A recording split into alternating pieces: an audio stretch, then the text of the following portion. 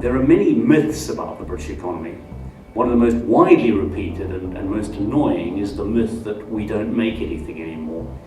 That simply isn't true, and that's why the Made in Britain Awards are so important. There are a myriad of companies, particularly energetic and enterprising SMEs, manufacturing a dizzying variety of world-class products right here in Britain.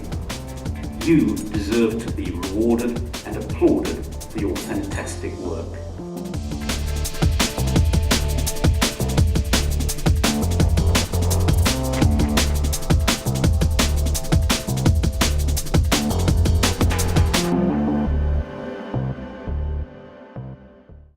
There's a great spirit of innovation in Britain, and we're very, very pleased and proud to support that as Euler Hermes. It's great to see that a brand like Financial Mail is putting its heft behind supporting the unsung heroes, which is fundamentally the manufacturing sector that tend to get swept under the carpet. So for them to put their real heft behind that is quite special.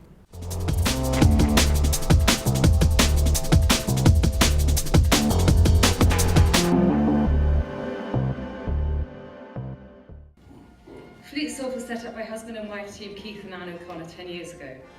The couple risked everything, selling a second home and their beloved vintage cars to launch their business, which specialises in turning industrial waste into green fuel. However, Keith's engineering background and the couple's hard work and dedication paid off. The business in the Wirral now employs 27 staff and has a turnover of £7.5 million. The judges describe FleetSolve as a heartwarming business run by a couple that have risked everything to make their dreams a success. This is a great example of successful British manufacturing, said the judges. We are the best kept secret in our industry at the moment. We're doing combined heat and power units from waste. It's working, we've got them all over the country. Ecoplastics is a company that stands out. The firm, run by Jonathan Short, is the biggest plastic bottle recycler in Europe, recycling a staggering 800,000 bottles every hour. Last year, Ecoplastics signed a 10-year, £200 million deal with Coca-Cola. It's at the forefront of green technologies, which are becoming increasingly important in industry.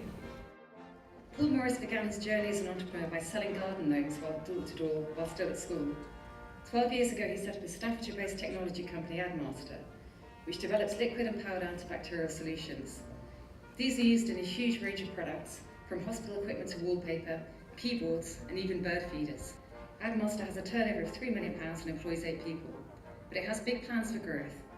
Core to the firm's growth and success is the Made in Britain label, to the extent that it now has the Union Jack on all of its products. The judges like the innovative nature of this business. We were very much a business that people said you can't operate by just using UK manufacturers. You can't actually start a business by not manufacturing the products yourself and trusting it to other people. But on all those counts, we've actually bucked the trend. We believed in it, we followed our own route, and it's been a successful route. John McDonnell founded his business after being made redundant from his job as a salesman for an electrical wholesaler. Harvard designs and produces electronic lighting systems and supplies to LED manufacturers. The firm employs 230 staff and last year had a turnover of £21 million. The firm is also described as extremely innovative and ahead of the curve when it came to spotting new markets and making the most of those opportunities. I think engineering innovation is very important, and I think our company displays the research and development and the investment that our board of directors have made, not just on the manufacturing facility but also on the skill base behind that. A win on the football boards was the catalyst, which saw 2 workmates set up engineering firm Tharsis. The judges praised the firm's innovative approach in identifying new markets and niche areas where they could stand out. It It also highlighted the investment made by the company in setting up new production and manufacturing facilities in Northumberland, an area that has also seen difficult times. Last year it won funding of £690,000 from the government's Regional Growth Fund, which business will use to create 80 new jobs. One of the biggest challenges that we have in this country today is actually creating jobs. And I think the concept of being in business and starting businesses to get the coverage that the Mail have supported, I think for me, it is really rewarding. This sector, the SME sector, is the heart of this country, it's the heart of our economy.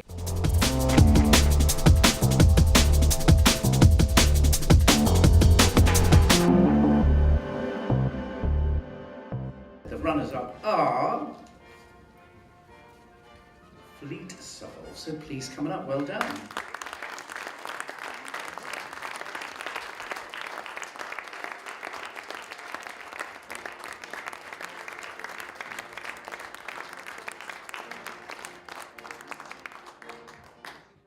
I think it's a fantastic recognition of a small company that's driven to do well in the climate today. We thought we were so small compared to all the other competitors that we didn't really think we stood a chance, and actually it's fantastic to get through to this and to be a runner-up. It means so much to us, and I think our staff and our suppliers, everybody that supported us, are just going to be over the moon with it. I think that's been a major one, is that the support we've had from everybody has been absolutely brilliant, so great.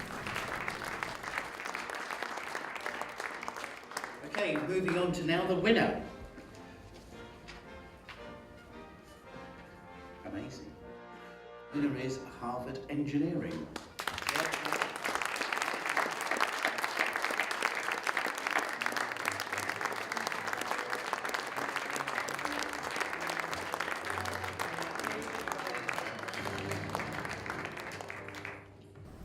Absolutely thrilled. We're obviously very proud to be here on behalf of John McDonnell of the company today. It really drives the message home for UK-based engineering and resource. For us, it's fantastic, and to be recognised for that is absolutely phenomenal. And just again, echoing John, just delighted.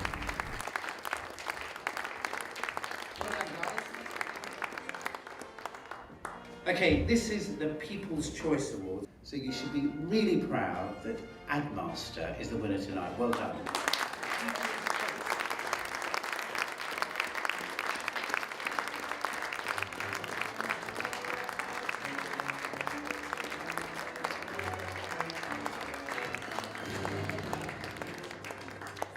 We're absolutely delighted. We're a small, medium-sized enterprise from Stafford. We've come down to London today. We didn't have any idea that we would win this award, and I just can't tell you how delighted we are. To win something like this, the Financial Mail gives tremendous support to businesses, so to be recognised by them and our readers, it really does mean a lot to us.